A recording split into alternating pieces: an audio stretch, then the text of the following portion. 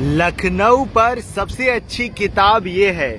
तो अभी बहुत तेज धूप हो रही है और इस धूप में हम आपको एक बहुत ही इम्पोर्टेंट बात बताएंगे। और देखिए, एक आदमी नहीं है मगर आपका भाई यहाँ पे धूप में वीडियो बनाने के लिए इधर से निकल रहे थे, मलियाबाद जा रहे थे। आज कुछ दिखा तो वहाँ दिखाएं, गुड़ाई चल रही है बाघों की, तो रुक के हमने सोचा एक वीडियो बनाया जाए इस टॉपिक के ऊपर।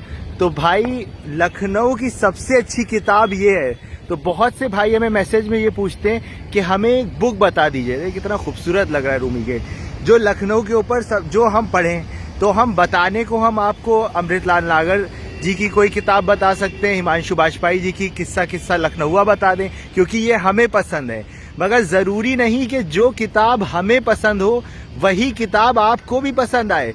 तो किताबों का कुछ मसला ऐसा होता है कि % टू % डिपेंड करता है। तो सबसे अच्छी किताब जो लखनऊ की होगी वो आपके लिए ऐसी होगी कि आप देखिए, दोनों चीज़ें हम बोलेंगे। या तो आप किसी बुक स्टोर जाए, हम बोल देंगे तो आदमी कहेगा अच्छा इसने बोला बुक स्टोर, मतलब अब हम 10 साल बाद जाएंगे, क्योंकि बुक स्टोर आजकल लोग जाते नहीं हैं। दूसरी चीज़, आप एक काम करिए, ऑनलाइन अमेजोन के ऊपर लखनऊ सर्च करिए, लखनऊ बुक्स या बुक्स ऑन लखनऊ। उसमें बहुत सारी किताबें आएंगी जिसके रिव्यूज़ अच्छे होंगे, कोई अलग अलग किताबें आएंगी उसमें। जो एक मिनट उधर आपको और दिखाते हैं, पार्क आगे तक दिखाते हैं, जो है देखते हैं कि भाई यहाँ तो किसी टूरिस्ट की हिम्मत नहीं पड़ रही थी धूप में, क्या कोई आगे जो है वहाँ पे आया है। तो भाई उसमें आप जो है जो आपका बैक कवर होता है किताब का, वो भी आप पढ़ सकते हैं वहाँ ऑनलाइन पे। तो आप सबके बैक कवर पढ़िए, फिर अपने आपको एक किताब ऐसी लगेगी, भले वो नए ऑथर की हो या पुराने ऑथर की हो, जो आपको अच्छी लगेगी और फिर वो आप खरीदिए। तो अगर हमारी कही हुई किताब हम आपको बता देंगे, तो क्योंकि हम खुद भैया इतने रीडर हैं, हमें पता है कि अगर हम बता देंगे तो आप हो सकता है उसके 4 पन्ने पढ़ के छोड़ दें। मगर अगर कोई ऐसी किताब होगी जो आपने खुद अपने मन से चूज करी होगी, तो वो आप पूरी पढ़ेंगे। तो इसलिए भाई हमसे किताब ना पूछें और इस तरह से पढ़ें। और मेरी अगर किताब की बात करें तो हमेशा एक ही एडवाइस देते, क्योंकि भाई हर किसी की एक फेवरेट किताब होती है। मेरी फेवरेट किताब है एनी फ्रैंक्स डायरी, जो एक जूइश लड़की के ऊपर है। लड़की क्या, टीनेज बच्ची थी वो, जब उसने अपनी डायरी लिखना शुरू करी और फिर बेचारी वो नाजी टाइम की बात है, ये कंसंट्रेशन कैंप में उसकी डेथ हो गई बहुत ही यंग एज में। और उसकी डायरी जो है उसे बोलते हैं एनी फ्रैंक्स डायरी, जो दुनिया की सबसे मशहूर किताबों में से एक है। हज़ारों लोग उन्हें पढ़ी भी होगी, और जो शायद हमें सुन रहे हैं, और अगर नहीं पढ़ी है तो भाई ये किताब आप ज़रूर पढ़ें। ये मेरी फेवरेट किताब है और ये इसीलिए हम सबको रिकमेंड करते हैं। बाकी कोई किताब हम किसी को रिकमेंड नहीं करते हैं। चलिए, बहुत बहुत शुक्रिया, बहुत बहुत धन्यवाद। ऐसे ही लखनऊ की बातों के लिए मिलते रहेंगे।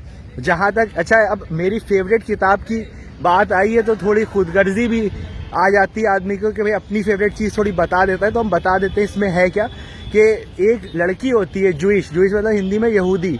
तो वो जो है उस टाइम पे होती है, बहुत ही एक अफ्लुएंट फैमिली की होती है। जर्मनी में सब मिलजुल के रहते हैं उस टाइम पे, हिटलर से पहले के टाइम पे, जूस क्रिश्चियन सब। अगर फिर हिटलर आ जाता है, अब हिटलर को जूस पसंद नहीं होते हैं, तो वो क्या करता है, इतनी, क्योंकि Hitler was the master of propaganda, वो इतना प्रोपेगेंडा करता है, इतना प्रोपेगेंडा कि लोगों में नफरत भर जाती है ज्यूस के लिए।